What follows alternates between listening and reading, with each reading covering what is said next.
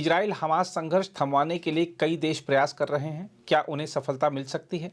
जिस तरह Israel Lebanon में हिजबुल्लाह के ठिकानों पर हमला कर रहा है, उससे क्या इस युद्ध का विस्तार होता हुआ नजर आ रहा है? नीरज जी, देखिए, जहाँ तक इजराइल हमास का है, 83 दिन तकरीबन, आप देखिए तीसरा, अगर आप उससे चलें तो 3 महीने होने वाले हैं और अभी भी कुछ क्लियर वहाँ से इंडिकेशंस नहीं आ रहे हैं। ये भी नहीं हो रहा है कि कोई बहुत ज़्यादा हमास और इजराइल फ़ौज के बीच ज़मीनी लड़ाई चल रही है। जितने भी लड़ाई जो भी चल रही है वो एयर अटैक्स हैं, मिसाइल अटैक्स हैं, आर्टिलरी है। हालांकि एक चीज़ ज़रूर आई है, जो इजराइल ने इतना प्रेशर पड़ा है उनके ऊपर कि जान माल का, सिविल जो है उन लोगों का जान माल का नुकसान बहुत हो रहा है। इजराइल का कहना है कि उसमें हमास वाले, क्योंकि कोई फ़ौज है नहीं, हमास मिक्स है, इसलिए उनको नहीं पता लग रहा है कौन है, लेकिन वो स्पेसिफिक इंटेलिजेंस के ऊपर काम कर रहे हैं और इस इंटेलिजेंस गैदरिंग के लिए अमेरिका उनकी काफ़ी मदद कर रहा है। यहाँ तक कि मैक्सटर सैटेलाइट और ये सारी चीज़ें लगा दी गई हैं जो उनके यहाँ काम कर रही हैं एक्यूरेट इन्फॉर्मेशन देने के लिए। लेकिन सबसे बड़ी चीज़ जो उसमें बाधा आ रही है वो है कि शुरू में इजराइल ने ही नॉर्थ गाजा जब वो क्लियर कर रहे थे, उन्होंने लोगों को बोला था साउथ में जाने के लिए। अब वो खुद जो है हमास को ढूंढते हुए पहुंच गए हैं साउथ गाजा में, खान यूनिस के इलाके में, तो काफ़ी वहाँ फ़र्क पड़ रहा है। वेस्ट बैंक में भी इनकी कार्रवाई चल रही है। तो ये जो चीज़ है जो जिसकी वजह से सिविलियंस अभी भी काफ़ी नुकसान हो रहा है। हमास का तो पता नहीं लग रहा है कि कितने हमास फाइटर्स मारे गए हैं या मारे जा रहे हैं। हमास ने ज़रूर कुछ दिन पहले ब्यौरा दिया था कि उसने पिछले ही कुछ दिनों में तकरीबन इनके 30 से ज़्यादा टैंक नष्ट किए हैं और 180 जवान मारे हैं, लेकिन पुष्टि नहीं हो पाई इंडिपेंडेंट। इजराइल और अमेरिका के खिलाफ माहौल विद इन अमेरिका और बाहर बन रहा है, दो कारणों से। एक, पूरी दुनिया में कि यहाँ जो है सिविलियन जान माल की ज़्यादा जो है नुकसान हो रहा है, ह्यूमैनिटेरियन क्राइसिस। यूएनओस ने हमेशा बोला है कि इतनी बड़ी मानवीय त्रासदी कभी हुई नहीं, बहुत बड़ी हो रही है। लोग भूखों मर रहे हैं, लोग दवाइयों के अभाव में मर रहे हैं, बेसिक चीज़ें नहीं है, रहने की जगह नहीं है। नुकसान का जहाँ तक सवाल है, वो जो क्रेडिबिलिटी है अमेरिका की वो डाउन हो रही है, खुद अमेरिका में भी और अरब देशों में भी। अमेरिका में इलेक्शन होने वाले हैं, जो बाइडेन ऑलरेडी इलेक्शन के मूड में हैं। अभी 2 दिन पहले किसी सभा में गए थे जहां पर लोगों ने सीज फायर की बात करना शुरू कर दिया था। उन्होंने स्टेटमेंट भी दिया है कि वो पर्दे के पीछे काम कर रहे हैं जिससे कि इजराइल या तो कम कर दे गाजा में या गाजा से निकल जाए। उनको स्टेटमेंट देना पड़ा है। तो आप समझ सकते हैं कि कितना ज़्यादा इसको प्रेशर है दोनों के ऊपर। लेकिन नेतन्याहू के ऊपर भी बहुत प्रेशर है उनके अपने देश में।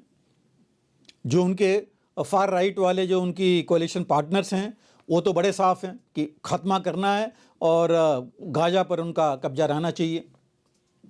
गाजा का जहाँ तक सवाल है, अभी 2 दिन पहले इजराइल के जो रक्षा मंत्री हैं उन्होंने जो है एक द डे आफ्टर करके प्लान दिया था, जिसमें उनका कहना है कि गाजा में उन्हीं की जो है वर्चस्व रहेगा, एंट्री एग्जिट से लेके हर एक चीज़ की।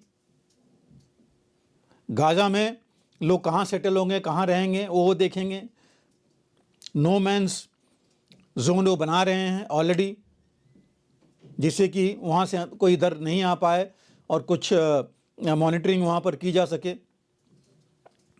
जितनी भी एंट्री एग्जिट होगी या गाजा के अंदर जो भी साजो सामान आएगा वो इनके कंट्रोल में रहेगा। तो इन बातों पर लेकर के अरब देश या फ़लस्तीन्स राजी नहीं होंगे। उनका कहना है कि ये हमास के बारे में, हमास कहाँ तक जाएंगे, कहाँ तक हमास को ये कब तक जो है हमास को एलिमिनेट करेंगे, और गाजा के जो फ़लस्तीनियंस हैं, जिसको अमेरिका से लेकर हर एक देश कह रहे हैं कि गाजा जो है फ़लस्तीनियंस का है, उन्हीं का रहेगा। तो ये कब तक उसमें कार्रवाई करते रहेंगे। इसके अलावा वेस्ट बैंक में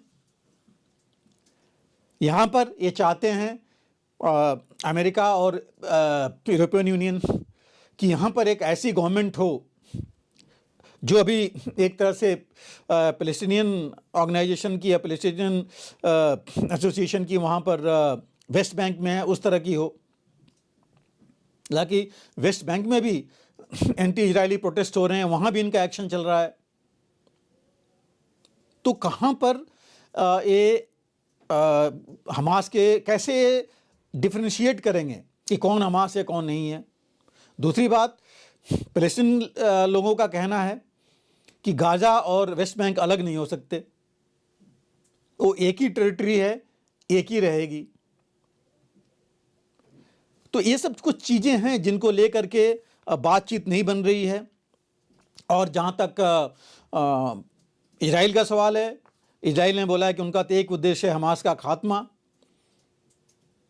कैसे हो रहा है इस पर बहुत ज़्यादा डिटेल नहीं दिया, बट उन्होंने बोला है कि हाँ काफ़ी हद तक वो कामयाब हो गए हैं। दूसरा उनका कहना है कि जो सारे जो होस्टेजेज हैं वापस होने चाहिए, उसके ऊपर भी बात आगे नहीं बढ़ पा रही है। और अभी जो सवाल है नुकसान का, देखिए नुकसान तो काफ़ी हुआ है। गाज़ा में 40% से ज़्यादा इंफ्रास्ट्रक्चर तबाह हो रखा है। इजरायलियों को जो लगा था वो तो था, वो भी छोड़ा नहीं जा सकता। उनका भी इंफ्रास्ट्रक्चर कुछ तबाह हुआ है, और जो जुल्म उनके ऊपर हुए हैं औरतों पर, बच्चों पर और बाकी, वो भी जो है भुलाया नहीं जा सकता। लेकिन कब तक कहाँ तक चलेगा वो देखना बहुत ज़रूरी है।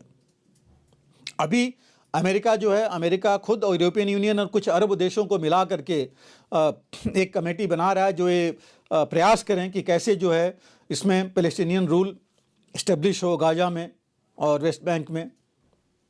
लेकिन इजराइल, अभी जो अरब देश हैं उन्होंने देखा है और सबने देखा है कि जो इंफ्रास्ट्रक्चर इतना तबाह हो चुका है, जो पैसा ऑलरेडी अरब देश उसमें लगा चुके थे, स्कूल्स में, हॉस्पिटल्स में, बिल्डिंग्स में, जितने और इंफ्रास्ट्रक्चर ले लीजिए, रोड्स और पोर्ट से लेके हर एक चीज़ में मैक्सिमम तबाह हो रखा है। उसके लिए क्या गारंटी है कि आगे नहीं होगा अगर हमास या कोई और ऑर्गेनाइजेशन ऐसी चीज़ करेगा। तो ये कुछ मुद्दे हैं जिनके ऊपर बात नहीं आगे बढ़ पा रही है। अगर देखा जाए बीच में, तो कतर एक है जो कि दोनों तरफ से पूरी कोशिश कर रहा है। पहले भी उसने समझौता कराया था, अभी भी वो लगा हुआ है सबको लेकर के, लेकिन बात अभी आगे नहीं बढ़ पा रही है कुछ कारणों से। इसी बीच में देखिए, एक जो इनका डिप्टी लीडर हमास का मारा गया है लेबनान में, हिजबुल्लाह का लीडर मारा गया है, वो भी जो है, और ईरान में जो हुआ था बरसी में जो सुलेमान की, उसमें तकरीबन 100 से ऊपर लोग मारे गए थे। हालांकि अब वहाँ ISIS ने ले लिया अपने ऊपर, लेकिन पहले वो भी इजराइल को ब्लेम कर रहे थे। तो अंदेशा था कि बात आगे नहीं बढ़ जाए। तो ये एक चीज़ हुई है कि इनके बावजूद, इतने इस घटना होने के बावजूद भी, और रेड सी में जो हौतीज का एक्शन चल रहा है, अमेरिका के कुछ बेसिस पर लेबनान और ईरान और यमन में, इजिप्ट में कुछ न कुछ अटैक्स होते रहे हैं। इसके बावजूद जो है ये युद्ध बढ़ा नहीं है इस इलाके से। दूसरों देशों को इसमें इन्वॉल्व नहीं हो पाए हैं, आपस में उन्होंने रेस्ट्रेन रखा हुआ। एक ये अच्छी बात बीच में हुई है। और जो अभी हिजबुल्लाह, मैं ये कहूँगा कि हिजबुल्लाह ने भी अपने आप को कंट्रोल किया है, उसने फ्रंट नहीं खोला है। दूर से स्टैंड ऑफ अटैक्स चल रहे हैं, लेकिन ग्राउंड अटैक्स नहीं हुए हैं। यही बात यमन से हुई है, मिसाइल से अटैक्स होते रहे हैं, आर्टिलरी या ड्रोन शेल्स वगैरह चलते रहे हैं, लेकिन कोई ऐसे ग्राउंड अटैक नहीं हुआ है। तो ये एक अच्छी चीज़ है, और इसको देख के लगता है कि हो सकता है कि शांति का प्रयास जो भी कर रहे हैं लोग, वो थोड़ा आगे बढ़े। और जो भी प्लान है इजराइल के डिफेंस मिनिस्टर का, शायद वो पूरा तो नहीं मान होगा अरब देशों के द्वारा, लेकिन इस पर बातचीत जरूर हो सकती है। आगे बढ़ा जा सकता है कि कैसे इसमें जाए। अभी आप देखिए बहुत विजिट्स हुई हैं इजराइल में और अरब देशों में, इजिप्ट, जॉर्डन, कतर, इन देशों में। इससे पहले देखिए पीछे जाएं, सीआईए चीफ आए थे, इनके डिफेंस सेक्रेटरी लॉर्ड ऑस्टिन आ चुके हैं, वहाँ पर जा चुके हैं, और जो स्पेशल एनवॉय हैं इनके उसमें अमॉस, वो भी आ चुके हैं। और लेटेस्ट कल परसों में देखिए कि सेक्रेटरी ऑफ स्टेट ब्लिंकन भी आए हैं बातचीत के लिए, और उन्होंने साफ बोला है कि कुछ इजरायली मिनिस्टर्स का जो बयान है वहाँ पर कि जो गाजा के ट्रांसफॉर्मेशन का वो सही नहीं है, और ये जो इजराइल ने पैलेस्टीनियंस के ऊपर प्रेशर नहीं डालना चाहिए कि वो गाजा पूरा खाली करें, ये कमेंट जो है इररिस्पॉन्सिबल हैं। तो ऐसी चीज़ें हैं जो कि माहौल को थोड़ा कंट्रोल में रखी हुई हैं। और अभी भी देखिए 23,000 के आसपास पैलेस्टीनियंस मारे जा चुके हैं, घायलों की संख्या तो 60 से ऊपर हो चुकी है, 60,000 से ऊपर हो चुकी है। इजराइल में सिर्फ मिलिट्री टारगेट से, मिलिट्री में भी जो हो रही है, हालांकि बाहर खबर नहीं आ रही है, जो कुछ हमास कभी कभी बता रहा है कि उसने क्या नुकसान किया है वही आ रहा है, लेकिन उनका नुकसान तो सादा आ रहा है, सभी को पता है। और अभी जो मेन डिफरेंसेस हैं उनको दूर करना बहुत ज़रूरी है, अरब देशों का खास करके। कि देखिए एक और जो बहुत बड़ी चीज़ है, इजराइल अगर अभी सीधा चला जाए अपने आप शांति विराम में, अगर शांति विराम कर ले, युद्ध विराम कर ले, तो अपने देश में या बाकी जो ज्यूज़ हैं उनके बीच में नेतन्याहू की क्रेडिबिलिटी ख़त्म हो जाएगी।